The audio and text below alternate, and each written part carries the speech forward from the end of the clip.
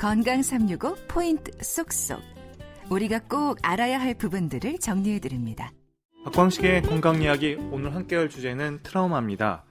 우울증, 강박증, 공황장애 같은 여러 가지 정신장애의 원인이 될 수 있는 트라우마.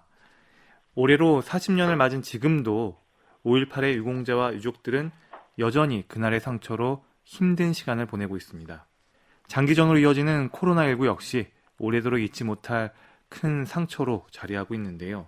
트라우마, 오늘 함께 말씀 나눌 주제이면서도 이 질문을 가장 먼저 드리고 싶습니다. 재난심리 지원 전문가인 정신과 전문의 이영렬 센터장 연결돼 있습니다. 안녕하십니까? 네, 안녕하십니까? 센터장님, 그러면 트라우마가 뭘까요? 이런 질문 가장 많이 받지 않을까 싶은데요. 그 말 그대로 그냥 외상인데 외상을 트라우마라고 하지 않습니까? 근데 굳이 그거를 마음의 상처라고 하지 않고 트라우마라고 하는 아마 그렇게 지칭을 하게 된 가장 큰 동기는 그냥 저절로 가만히 놔둬도 낫는 상처랑 좀 달리 실제 어떤 그 외과적 외상처럼 뭔가 좀 관리하고 좀 돌보고 그러는 외부적인 개입이 없으면 이것이 어떤 합병증이나 이런 걸로 발전할 수 있는 좀 더 위중한 마음의 상처다. 뭐 그런 정도의 의미에서 누군가 트라우마라고 부르기 시작했고, 그러다 보니까 지금은 오히려 외과에서보다 저희 심리 파트에서 더 많이 이 말을 사용하게 된 것 같습니다. 그러면 우리가 흔히 이야기하는 뭐 우울증이라든가 강박증, 공황장애, 뭐 외상후 스트레스 장애, 이런 증상들과 좀 비슷한 의미인가요? 좀 개념적으로 좀 정리를 해보면요. 그러니까 어떤 지금 말씀하신 대로 트라우마라는 것을 어떤 게 사건이죠. 그러니까 그 자체는 그런 것을 당해서 무언가 심리적인 문제가 생긴 것을 총칭해서 외상후 스트레스 장애라고 합니다. 그러니까 그것이 우울일 수도 있고 뭐 불안일 수도 있고 어떤 분은 치매처럼 이렇게 기억이 가물가물하고 여러 가지 문제가 생기는데 어쨌든 어떤 트라우마가 있고 그리고 나한테 이러이러한 심리적인 증상이 생겼다. 이건 다 통칭해서 외상후 스트레스 장애입니다. 네. 다만 그 외상후 스트레스 환자의 환자라고 해야 될지 모르겠습니다만 한 80% 정도에서 다른 일반 인구보다 한 개 이상의 정신질환을 갖고 있을 가능성이 높다. 이런 연구 결과가 있거든요. 네. 그러니까 그런 분이 추가로 거기에 어떤 추가적인 다른 정신장애 같이 병발되는 거죠. 거기에는 이제 불안, 우울, 공황뿐만 아니라 심지어 조현병도 가능합니다. 한 번만 생각해보면 그럴 법하구나 싶은 게 일단 동일한 어떤 사건을 당했어도 이 어떤 분은 외상후 스트레스로 넘어가고 어떤 분은 그냥 스스로 회복이 있다고 하면 네. 그분한테 어떤 취약성이 있는 거잖아요. 그렇죠. 네, 심리적인. 그다음에 또 하나 이제 그걸 겪어가는 과정에서 어떤 분은 형편이 좋아서 잘 일이 풀려가지고 외상후 스트레스가 안 되실 것이고 네. 어떤 분은 이제 일이 잘 안 돼서 외상후 스트레스가 됐겠죠. 이건 9.11 테러구 생존자에서도 확인이 된 건데 외상후 스트레스가 됐느냐 안 됐느냐를 가장 많이 설명해 준 변수가 사회경제적 수준이었답니다. 그러다 보니까 이제 어렵잖아요. 이런 그렇죠. 어려우신 분이 거기에 이제 다른 정신장애가 생길 가능성이 그냥 생각해봐도 굉장히 높겠죠. 그래서 생기는 것들이 이제 우울증, 공황, 아까 말씀드린 여러 가지 상황이 생길 수 있는데 네. 제일 많이 생기는 게 우울증, 불안증, 공황장애다. 그래서 이제 우울증, 불안증, 공황장애와 외상후 스트레스가 혼동되는데 개념적으로 좀 구분을 한다면 이렇게 좀 구분을 해서 말씀드릴 수가 있을 것 같습니다. 아니 트라우마에 대해서 좀 이렇게 좀 더 들어가서 이렇게 우울, 불안, 그리고 공황 이렇게 이야기를 해주시는 것들이 좀 많이 도움이 되는 것 같습니다. 개념을 잡는데요. 예. 제가 프로그램 시작하면서 재난심리지원 전문가이자 또 정신과 전문의로 소개해드렸는데요. 예, 맞습니다. 예. 그동안 10년 이상 지난 시간들을 살펴보니까요, 제가 여전히 네. 트라우마와 싸우는 많은 분들과 계속 함께 하신 것 같습니다. 결코 잊지 못하는 어떤 태안 기름 유출 사건에서부터 경주 지진, 포항 지진, 또 밀양 세종병원 화재, 그리고 세월호 침몰 사고까지 이 보건복지부 심리지원 업무로 오늘까지 이어지고 있다고 들었는데요. 현재는 지금 포항 지진 트라우마 센터장이시라면서요? 예, 맞습니다. 예. 아니, 센터장님 개인 이력만 이렇게 봐도요, 우리 모두에게 상처로 남아있는 힘든 시간들이 떠오르는데요. 지금 돌아보면 어떠세요? 주로 제가 일을 한 거는 이제 복지부 의무직 공무원, 정신과 전문이면서 복지부에서 의무직 공무원으로 일하는 동안에 있었던 공익적인 일들이었고, 지금은 이제 작년에 제가 퇴직을 했습니다. 퇴직을 하고 현재는 그때 포항 지진 그 심리 지원을 했던 그런 그 인연으로 이제 포항 지진 트라우마 센터에서 센터장으로 근무를 하고 있는데요. 지금 말씀 주신 대로 이제 여러 가지 일을 했지만 사실은 뭐 재난심리 지원 전문가 이런 거를 부를 때마다 저 속으로는 뜨끔뜨끔 놀라고 깜짝 그렇습니다. 이게 굉장히 좀 부끄럽고요. 그냥 또 송구스럽고 그런데 지금 뭐 힘든 시간들이 또 어떻게 지금 생각하시냐 그랬는데 지금 말씀드린 대로 그 실제로 당한 그 분들의 어려운 사정을 듣다 보면 무슨 내가 이렇게 뭘 도와드린다고 하는 것들이 무슨 의미가 있나 싶을 정도로 좀 무력감, 자괴감을 느꼈던 그런 순간들이 사실은 저는 더 먼저 많이 떠오릅니다. 네. 진짜 오히려 선생님께서도 이제 그런 경험들을 하셨다니까 더 공감이 가고, 이게 정말 쉽지 않은 이야기고 쉽지 않은 일들이구나 이런 생각이 드는데요. 그러면 이 재난 트라우마 분야로 오랜 시간을 이렇게 함께 하셨는데, 이 트라우마 결국 좀 치료될 수는 있는 겁니까? 우문일지는 모르겠어요.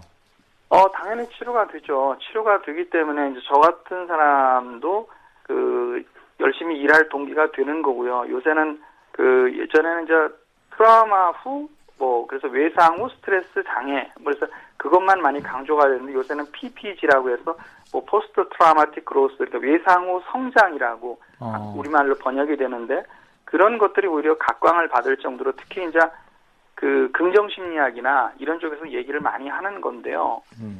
당연히 트라우마는 치유되는 것뿐만이 아니라 오히려 더 그분의 성장을 촉진해서 더 높은 단계로 나아갈 수 있다가 현재의 긍정적인 데이터들입니다. 그러니까 그 트라우마를 겪었는데 오히려 성장할 수 있다.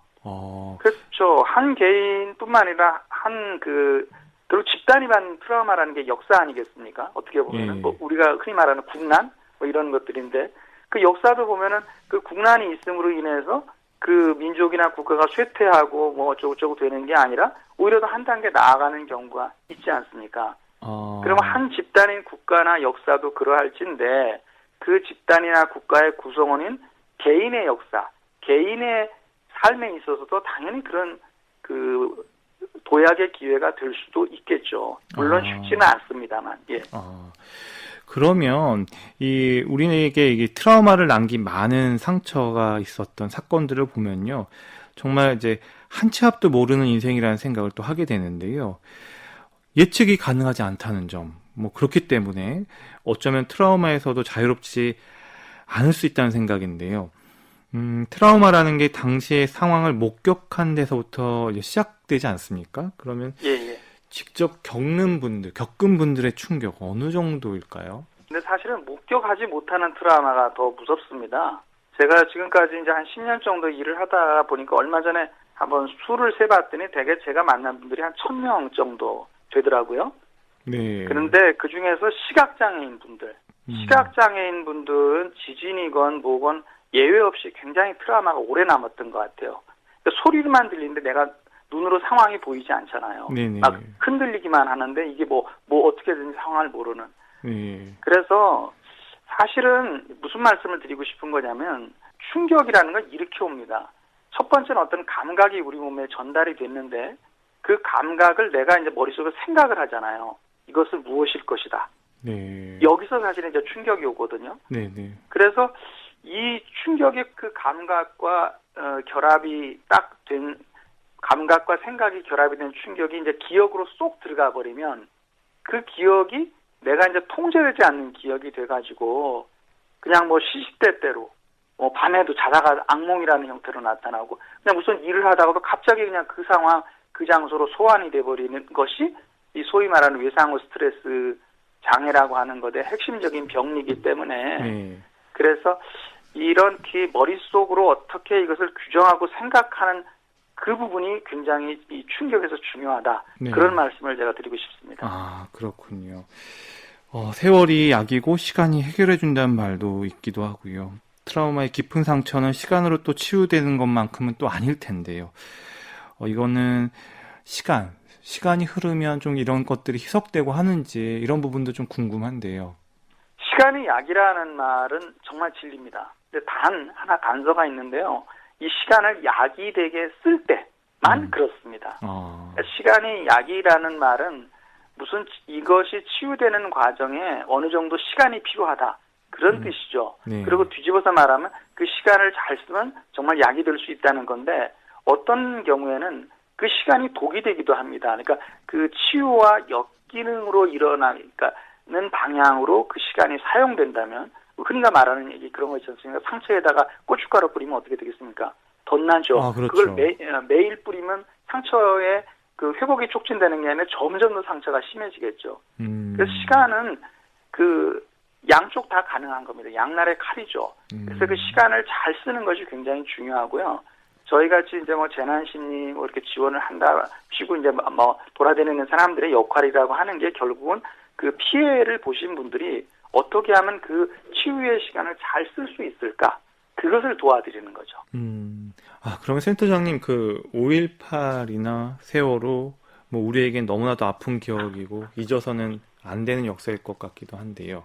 이런 부분들 이렇게 옆에서 보셨을 텐데 어떻습니까? 이런 부분들도 시간을 잘 약으로 쓰면 이런 부분들도 또 성장으로 또 이렇게 긍정으로 이렇게 가는 경우들도 있는지 또 옆에서 보셨을 때는 좀 어떠신지 좀 궁금한데요. 제가 이제 이렇게 아까 1,000명 얘기를 말씀을 드렸는데 크게 보면 이제 네 부류로 모든 피해자가 나눠진다고 저는 생각을 합니다. 네. 하나는 이게 그 개인 그 사람만 피해자인 거죠. 네. 그 다음에 또 어떤 경우는 그런 피해자가 여러 명 있는 거예요. 집단.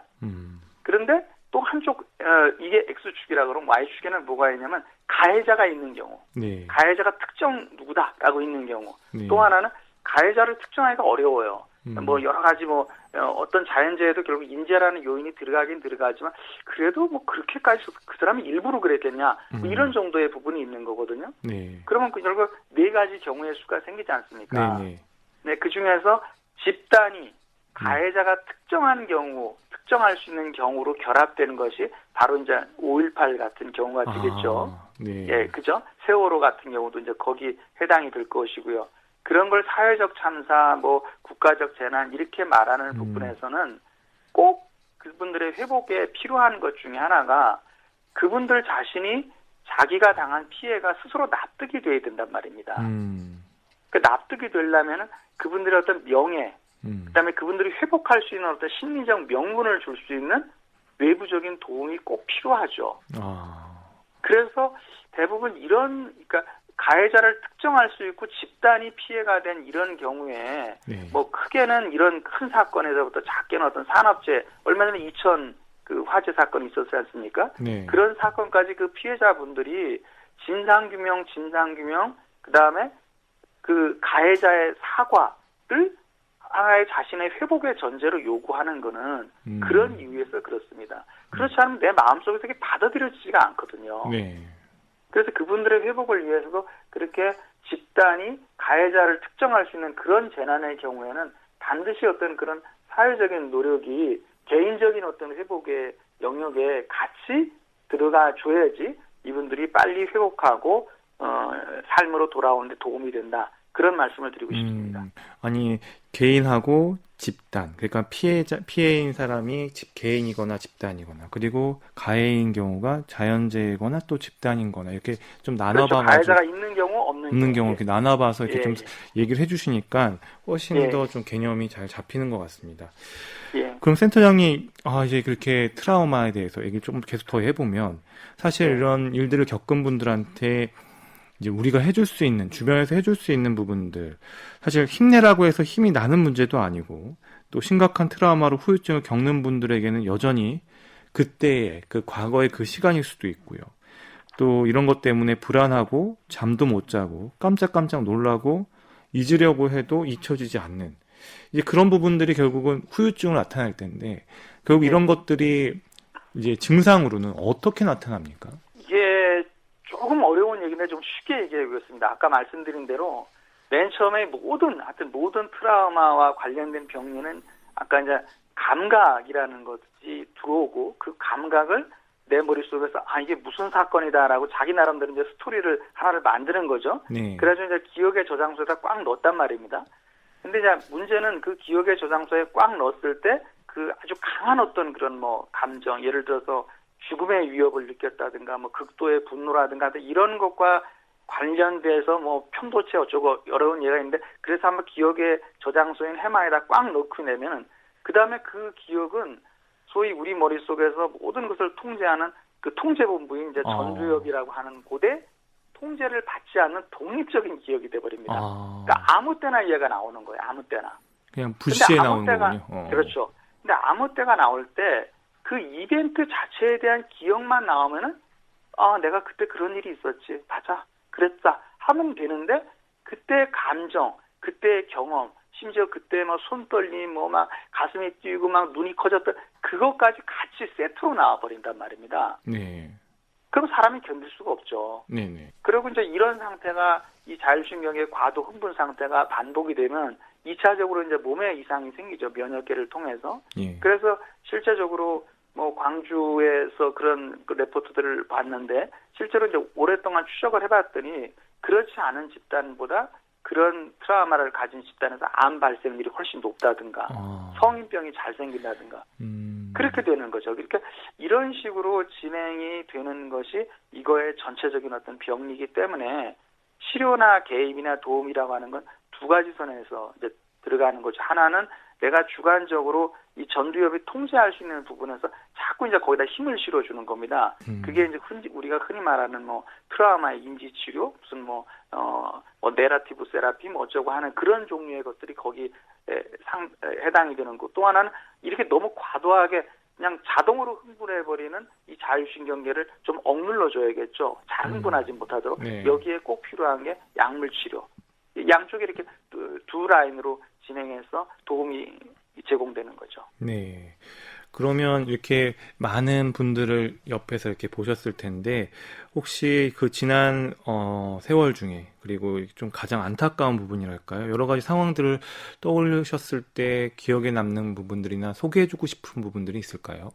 아까 서두에 잠깐 제가 이제 어떻게 보면 이것도 이제 그 트라우마 쪽에서 일을 하시는 분들의 하나의 후유증일 수도 있어요. 그러니까 저는 사실 그렇게 많은 분들의 그 어렵고 힘든 얘기를 들어도 가서 뭐 악몽을 꾸시고 그런 분도 있다고 하는데 그러지는 않았던 것 같은데 네. 단 하나 이제 진주 그 살인방화 사건 때는 그 가해자 분이 저희들이 흔히 그냥 일상에서 그 진료 중에 대하는 그런 환자분이시지 않습니까? 조현병 네, 환자분이다 맞아요. 보니 그리고 그 직전에 또 고 임세훈 교수님 사건도 맞아요. 있었고 예. 그래서 사실은 며칠 악몽을 꿨습니다. 근데 이제 그 외에는 그런 일은 없었는데 아까 이제 그 말씀드린 대로 무력감이라는 게 뭐냐면 결국은 그 이런 것들이에요. 그래서 아까 태안이라고 하셨는데요. 저는 그렇게 말씀하시는 건데 꼭 교정을 해드리는데 그건 태안 기름 유출 사고가 아닙니다. 삼성 허베이 스피리토 그 원유 유출 사고입니다라고 네. 교정을 해드리는데 그것을 삼성 사고가 아니라 태안이라고 붙여버려가지고 태안이 정말 초토화 돼버렸잖아요. 네. 그 횟집이나 뭐 그쪽 낙인 관광 효과가 발생한 그렇죠, 거군요. 그렇죠. 네. 그래서 기억하실는지 모르겠습니다만 그 당시 제가 이제 처음으로 이 일에 손을 댈 때인데 태안 인구가 6만인데요. 네. 그 중에 3분이 그 음독 자살, 분신 자살을 하셨어요.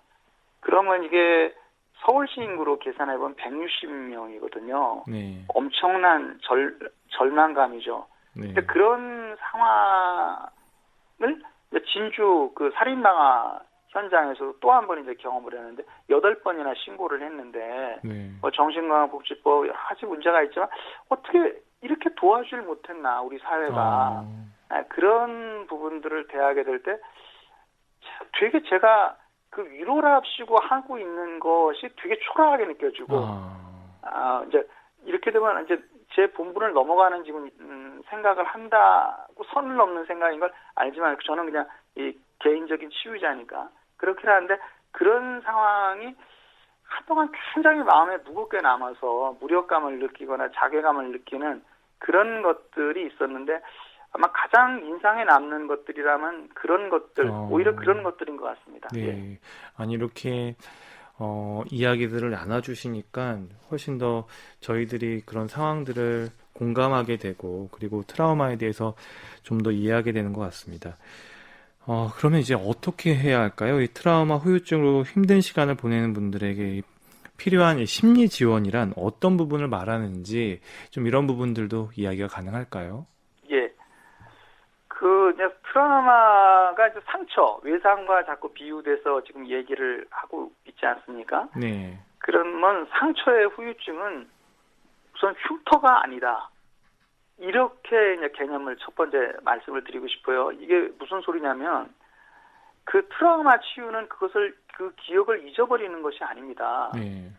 그건 상처를 없애겠다고 하는 거랑 똑같은 거예요. 물론 상처가 최소화되면 좋지만 네. 상처의 후유증은 흉터가 남는 게 아니고 감염과 폐혈증이잖아요. 그렇죠. 예, 그래서 이게 무슨 뜻이냐면 상처가 흉터가 남는다는 건 그 상처가 점점 축소가 된 것을 말하는 것이고 감염이나 폐혈증이라는 문제가 확대가 된 거죠. 네. 그리고 이제 더 문제가 확대가 되면 비가역적인 결과가 나타나겠죠. 폐혈증이 심해지면 사망을 하게 되고 감염이 심해지면 또 심지어는 그 환부를 절단해야 되는 경우도 생기고 이렇단 말이죠. 이 심리적인 접근도 똑같습니다. 심리적인 접근도 기억을 없애는 게 아니고 네. 그 사건이 그 고통스러운 그 기억으로 괴로워했던 순간이 점점 확대가 돼서 네. 소위 2차 사고라고 할 만한 일들을 만들거나 아니면 돌아올 수 없는 강을 건너버리지 않도록 차단하고 막아주는 것이 저희들이 이제 하는 일인데요. 그런 대표적인 것이 가장 비가역적인 사건이 아주 극단적으로 가는 자살 같은 것이 있겠고요. 또 하나는 이제 학생이 뭐 학업의 기회를 포기한다든지 어떤 이제 학령기가 있는데 그것도 시기가 있지 않습니까? 그렇죠. 그다음에 뭐 인생의 중요한 결정을 이상하게 해버렸다든지 뭐 이렇게 해가지고 돌아올 수 없는 강을 건너거나 아니면 또 뭐 사소하게는 어떤 인간관계에 대한 것들이 있습니다. 이 인간관계를 돌아올 수 없게 손상을 시키는 경우가 있어요. 예를 들면 이런 건데요. 후쿠시마 지진 후에 여러 가지 이제 그 연구들이 많이 있는데 그 중에 하나가 그 가정폭력에 대한 연구가 있는데 네. 가정폭력 중에 가장 우리가 볼 때 아주 질이 나쁘고 심한 걸로 보는 게 임신한 아내를 때리는 겁니다. 네. 그런데 그 임신한 아내를 때린 비율이 후쿠시마 지진 지역에서 일본 전체보다 무려 4배가 나왔어요. 통계가. 예. 그러면 후쿠시마 지진이 10년, 20년 지나면 극복이 되겠지만 그 아내와 남편의 관계는 회복이 되기가 어렵겠죠. 네. 아마 평생에 돌이킬 수 없는 강을 건너버린 거예요. 네. 그래서 이런 식으로 저희가 그 어떤 이분이 그런 그 일로 인해서 돌이킬 수 없는 결과가 나오지 않도록 어떻게 보면 시간을 그 약이 되게 쓸 수 있도록 도와주고 뭐 그런 쪽에 이제 그 상담의 역량이 집중이 되고 또 목표가 그런 쪽으로 이제 심리 지원이 가게 됩니다. 그러면 이제 한 발 떨어져서 바라보는 우리는 좀 어떻게 도울 수 있는지 좀 궁금한데요. 사실 이런 분들이 주변에 계실 때 공감하고 있지만 감히 사실 이해한다는 말조차도 좀 미안할 때가 있거든요. 뭐 힘내라고 해서 힘이 나는 문제도 아니라는 느낌도 계속 받고요. 우선 공감하지 못하세요. 공감하지 못할 것 같아요. 제가 이제 이 현장에 교육 나오는 분들 교육할 때 맨 처음에 하는 얘기가 현장에서의 금기어가 2가지가 있는데 하나는 이해합니다. 또 하나는 공감합니다라고 얘기를 하거든요. 예. 그러니까, 이해합니다. 공감합니다. 예, 당연히 못하세요. 못하시는데 이제 우리가 왜 이게 더 마음에 부담이 되냐면 내가 이분들하고 같아져야 된다는 강박관념이 있어요. 이분들 수준에 내려가서. 이분들과 눈높이를 맞춰야 되고, 그죠? 사실 그렇지 않아요. 되지도 않고 그분들도 원하는 것이 아니거든요. 그런데 자꾸 이제 뭐 공감하고 이해하고 가서 이제 손잡으려고 하고 이런 데서 오히려 더 큰 이제 부담이나 2차, 3차 상처들 되게 자기 얘기를 하게 되잖아요. 그렇죠. 예. 심지어는 같은 피해를 당한 사람조차 사이에서도 그분이 처한 처지에 대해서 다 다릅니다. 그래서 저희가 이런 현장에서 가장 그 위험한 뭐 상담자가 누구냐면 나도 피해자입니다 하고 나서는 분들이에요. 나도 피해자니까 나는 피해자를 잘 도울 수가 있습니다. 아닙니다. 그거는 오히려 네. 그렇기 때문에 더 위험합니다. 사실은 저도 그런데요. 제가 어머님이 조현병이세요. 그게 제가 이제 정신과 의사를 한 동기인데 제가 그걸 그 정신과 의사를 지원했을 때 저희 교수님들이 다 반대를 하셨어요. 너는 절대 그걸 할 수가 없다. 제 생각에는 아니 나야말로 제일 사정을 잘 알고 열심히 할 것 같은데 예 그렇죠. 결과는 어떻게 됐냐면 교수님들이 맞았어요. 교수님들이 제가 레지던트 트레이닝 하는데 엄청 쏙 쏘으셨고 나중에 지인 교수님이 농담으로 그러셔요. 너 나간 다음에 우리 만세 불렀다. 그래서 무슨 말을 하고 싶은 거냐면 우선 그 마음을 내려놔야 돼요. 내가 공감하고 이해할 수 있다는 마음을 내려놓고 나는 모른다. 나는 모르고 이해할 수 없지만 그럼에도 불구하고 당신을 도울 수 있다. 그래서 당신이 원하실 때는 나는 도움을 줄 수 있는 사람으로 기다리겠다라는 좀 약간 겸허한 자세로 좀 그렇게 겸허한 자세로 접근 나 자신이 우선 그런 부담을 내려놓기 때문에 어깨에 힘을 다 빼기 때문에 마음이 편안해집니다. 그래서 제가 그런 교육 때 그 예시로 쓰는 사진이 하나 있는데 뭐냐면 그 어디 이제 난민 현장이에요. 난민 현장인데 한순간에 자식을 다 잃은 어머님이 이렇게 고개를 푹 숙이고 이렇게 쪼그리고 앉아 있을 거 아닙니까? 그 앞에 적십자 구호요원이 물병 하나, 생수병 하나랑 담요를 들고 같이 앉아 있는 거예요. 네. 아무 말 없이. 그 어머님이 당연히 모든 사람에게 필요한 게 체온 보호하고 수분 공급이겠죠. 그게 언제나 필요하겠죠. 근데 지금은 그럴 마음의 여유도 없거든요. 옷도 막 초라하게 입은 그 여인이 이렇게 쭈그리고 앉아서 고개 푹 받고 있는데 그 앞에 그분이 생수병하고 담요 들고 이렇게 같이 쪼그리고 앉아서 기다리고 앉아 있거든요. 네. 이것이 우리가 이런 분들에게 접근하는 가장 모범 답안 같은 자세라고 저는 생각합니다. 정말 오늘 중요한 걸 배운 것 같습니다. 박광식의 건강 이야기, 오늘은 트라우마에 대한 말씀 듣고 있습니다. 건강 365, 건강 365, 건강 365, 예! 건강 365 박광식의 건강 이야기는 KBS 홈페이지와 유튜브 그리고 팟캐스트로도 서비스됩니다. 재난심리지원 전문가인 정신과 전문의 이영렬 센터장과 함께하고 있습니다. 센터장님, 그러면 포항 지진 트라우마 센터장으로 계시니까 지진 트라우마로 이런 예들도 있을 것 같고요. 사례들도 있을 것 같고요. 또 요즘에 코로나19와 관련해서도 화상 상담을 진행하고 계시는 걸로 알고 있는데요. 이 두 가지 설명이 좀 가능할까요? 예. 사실은 알려져 있는 거하고 달리 포항 지역 좀 더 확대해서 보면 대구 경북 지역에서 코로나로 인한 자발적 상담 건수는 그렇게 많지 않습니다. 대개는 어떤 이런 정신보건기관에서 괜찮으시냐고 격리자나 퇴소자, 입소자를 상대로 먼저 전화를 드리는 거죠. 네. 그런 경우고, 그다음에 이제 지금은 거의 문을 다 닫았지만 생활치료센터에서도 제가 자원봉사로 이렇게 콜을 받겠다 이렇게 해서 있었는데 실제로 전화가 거의 안 와요. 왜 그런지는 아직은 모르겠어요. 이게 홍보가 안 됐을 수도 있고 또 지금 현재 이제 사회적 분위기가 어떤 K-방역, 코로나 블루보다 우리 K-방역 쪽에 이제 많이 관심을 갖도록 하면서 오히려 이런 분들이 조금 좀 소외되나? 좀 이런 느낌도 들고 그래요. 그런데 있겠네요. 그런데 분명한 거는 특히 이제 대구 경북 쪽에서 이 가족을 잃으신 분들은 당연히 트라우마 심각하죠. 이분들 문제는 언젠가는 이제 돌출될 거고 저희가 좀 도와드려야 된다고 생각을 하는데 현재는 저희가 그래서 그냥 일상적으로 저희가 이제 먼저 챙기는 분들하고 그다음에 또는 저희가 센터 같은 경우는 기존의 지진 트라우마 상담자들이 있었지 않습니까? 그분들이 이제 부가적으로 코로나로 인해서 힘든 부분들을 상담해 오시는 그런 사례들이죠, 대부분.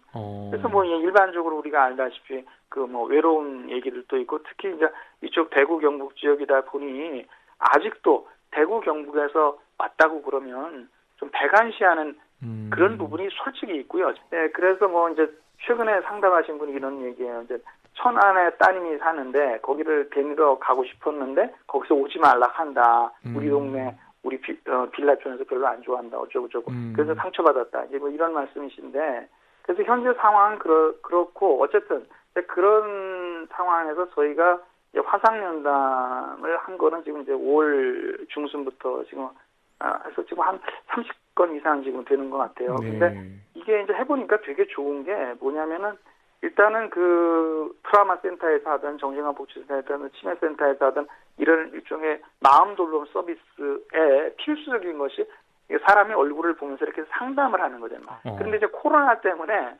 이제 이렇게 상담실에서 앉아서 장시간 얘기하는 것도 서로 부담이 될 그렇죠. 뿐만 코로나 아니라 때문에. 예, 그렇죠. 그렇죠. 거기다 마스크를 써야 됐단 말이죠. 마스크를 쓰면은 보다시피 눈만 빼끔 나오니까 맞아요. 상대방 표정을 볼 수가 없잖아요. 네. 근데 표정을 또 못 보고 그다음에 말도 마스크를 쓰고 얘기를 하면 분명하게 안 들리는 경우가 있죠. 그러니까 자꾸 뭐라고요? 이렇게 물어보게 되고 뭔가 소위 말해서 이제 장벽이 있는 거네요. 그렇죠. 감정이입이 잘 안 되잖아요. 네.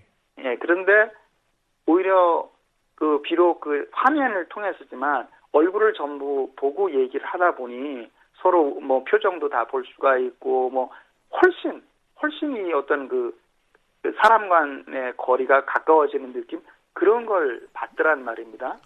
그래서 해보니까 이제 노트북 화면 정도가 제일 적절한 것 같아요. 이 휴대폰은 너무 작고요. 다 해봤어요. 노트북 화면 정도가 서로 가장 이제 부담 없이 접촉할 수 있는데 저한테 쭉 그전에 상담을 하셨던 분의 재상담뿐만 아니라 제가 지금 말씀드린 그 건수는 이제 처음으로 보는 상담인데도 불구하고 그 노트북 화면으로 한 30분 정도 시간 상담 동안에 충분히 서로 이렇게 감정 교류가 되는 느낌이 들고 뭐 제가 그분의 문제를 평가하는데 아무 지장이 없고 또 그분도 제 메시지를 전달하는데 아무 지장도 없고 그래서 저희는 상당히 효율적인 방법이라고 좀 생각을 합니다. 오히려 대면으로 한 공간에서 마스크를 쓰고 대화하는 것보다 오히려 화상으로 마스크 없이 상대방의 표정을 보고 대화를 하는 게 훨씬 더 효과적이다.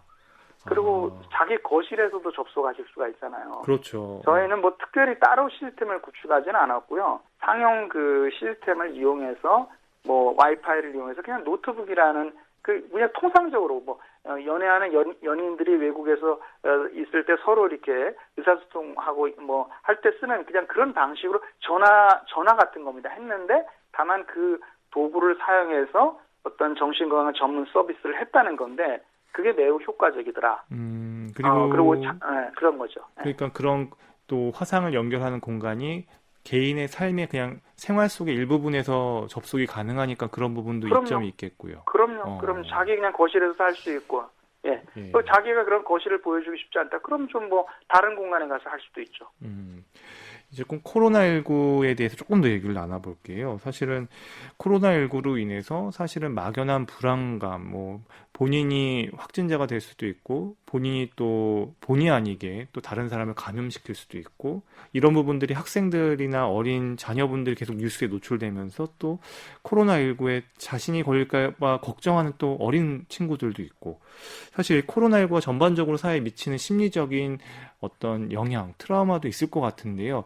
어떻게 진단하시는지 이 부분들에 대한 좀 의견도 좀 듣고 싶습니다. 코로나로 인한 상황이 이제 어떤 아까 말씀드린 대로 아마 진단을 내가 코로나 환자로 받았다. 내가 굉장히 극심한 공포를 느꼈겠죠. 그래서 회복된 분들, 그다음에 이제 코로나로 가족을 잃은 분들, 유족들, 이거는 코로나 트라우마로 보는 게 저는 맞다고 봅니다. 그런데 이제 코로나로 인해서 달라진 일상들, 우리가 흔히 말하는 뉴 노멀이라고 하지 않습니까? 네. 이런 상황에서 여러 가지 느끼는 것들은 오히려 트라우마하는 쪽으로 보기보다는 그냥 하나의 적응 과정으로 봐서 그것을 새로운 상황에 계도해 나가는 것이 맞다라고 저는 개인적으로 생각을 해요. 너무 그렇게 이걸 그렇게까지 뭐 이거 코로나 블루, 코로나 트라우마 이렇게 몰아가서 그러지 않아도 이 새로운 뉴 노멀에 적응해 나가기가 참 마음에 부담이 되는데 거기에 또 하나의 굴레를 갖다 더 씌울 필요는 없지 않나. 진짜 저는 그렇게 그 말씀이 맞는 것 같네요. 그러니까 하나의 적응으로 봐야 된다. 그래서 KTX 타고 이제 서울에서 이렇게 포항 이렇게 다닐 때 보면은 뭐 어떤 분들은 막 일회용 장갑을 다 끼고 만지세요. 모든 분을. 근데 그걸 저분은 왜 저렇게 유발나지? 저분은 강박증이 있지 않나? 이렇게 생각하는 자체가 저는 어불성설이라고 보는 거죠. 이건 하나의 우리가 새로운 감염병 상황에 적응해 나가는 거고요. 그리고 그분이 근거 없는 행동을 하는 게 아니에요. 사실 레벨 D 방호복을 입었음에도 불구하고 코로나 환자랑 접촉을 했을 때 감염되는 의료진들이 있지 않습니까?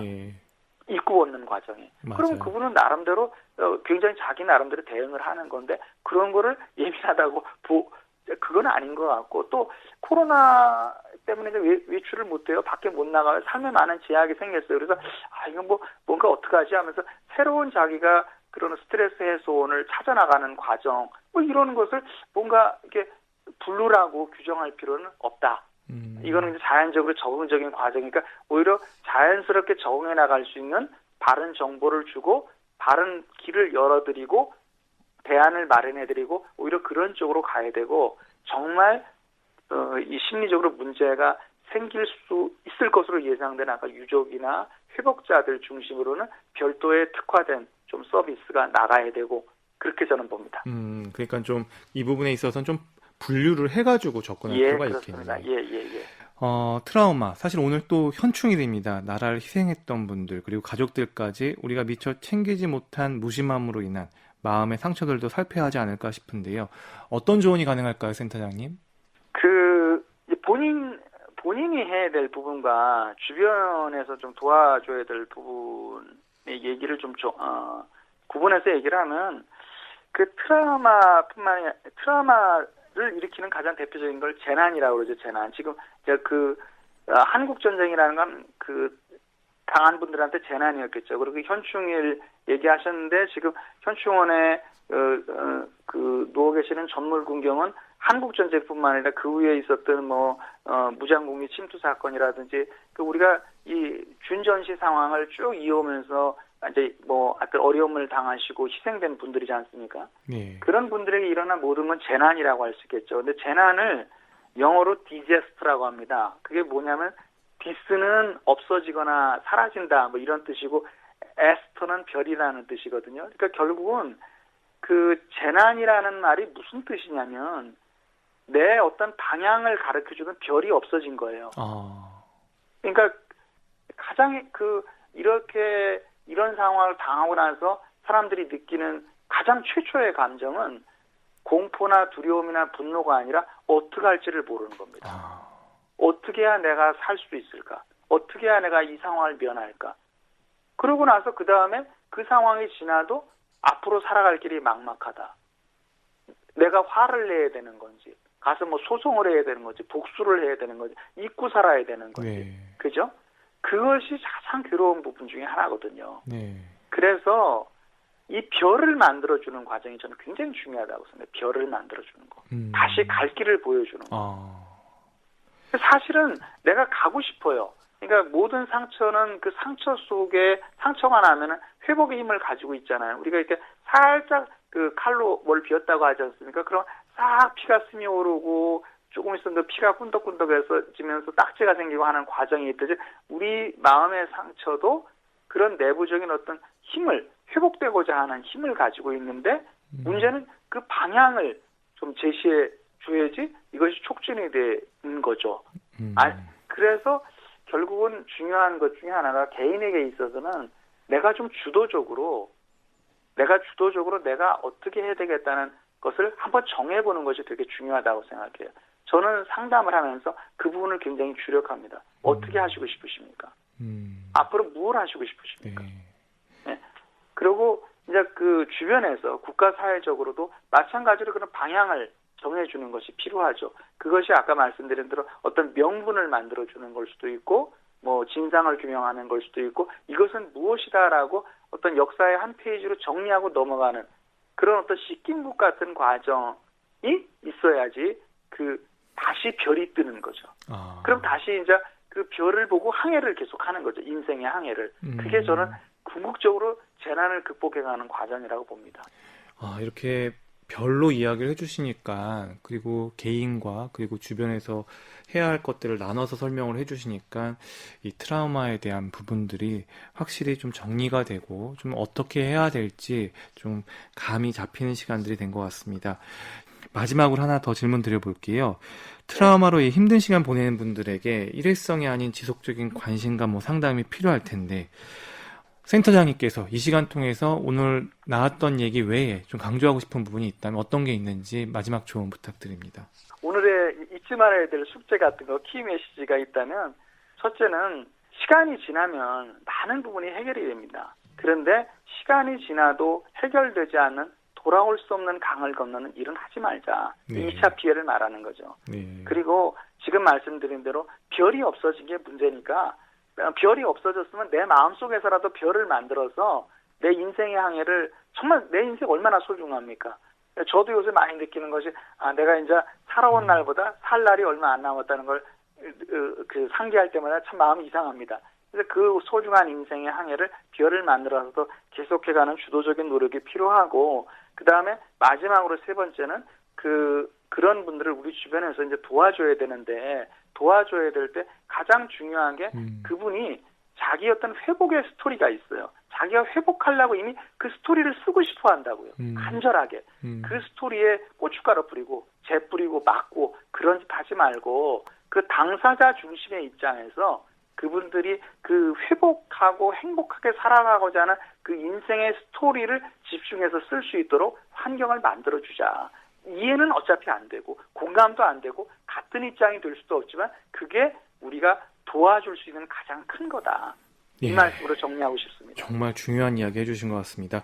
재난심리지원 전문가이신 포항지진트라우마센터 이영렬 센터장님 오늘 말씀 고맙습니다. 예, 감사합니다.